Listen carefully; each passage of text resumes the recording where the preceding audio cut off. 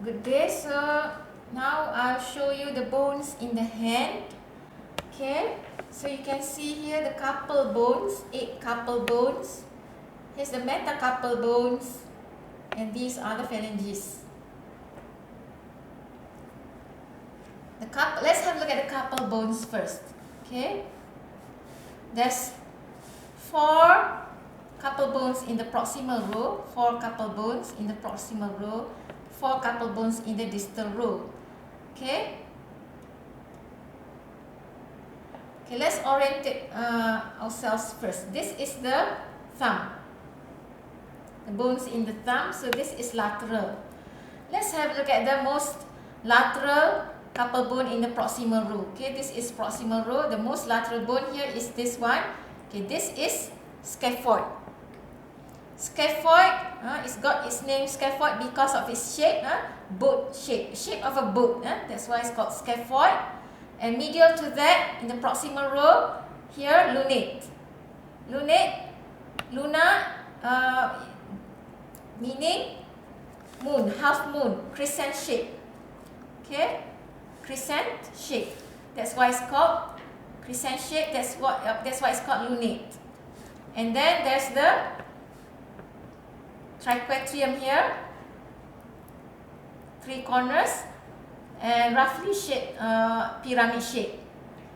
On the superior surface of the triquetrium, you can see a small bone here, the most medial carpal bone in the proximal row. That's the pisiform, P-shaped bone. Now let's have a look at the distal row of the carpal bone. 4 carpal bones in the distal row. The most lateral carpal bone in the distal row is the trapezium, and then there's the trapezoid, and here is medial to that is capitate. It's called capitate because at one of its end has a rounded head. Here you can see rounded head shape, and the most medial bone in the distal row here is the hamate. Easy to identify because it has hook of hamate. Okay, now let's have a look at the metacarpal bones. Metacarpal bones identified as numbers. Okay, the first near thumb. This is thumb. The most lateral metacarpal bone is the first metacarpal bone. Second, third, fourth, and fifth is the most medial metacarpal bone. Okay, the parts of the metacarpal bone is head of metacarpal bone, shaft, and base of metacarpal bone. Okay, now let's have a look at the phalanges.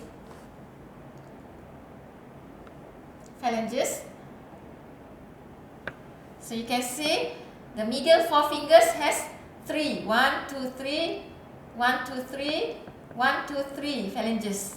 Okay, proximal phalanx, middle phalanx, distal phalanx. So all 4 medial fingers has 3 phalanges in their fingers. Okay, but the thumb only has 2 phalanges, proximal phalanx, distal phalanx. It does not have any middle phalanx.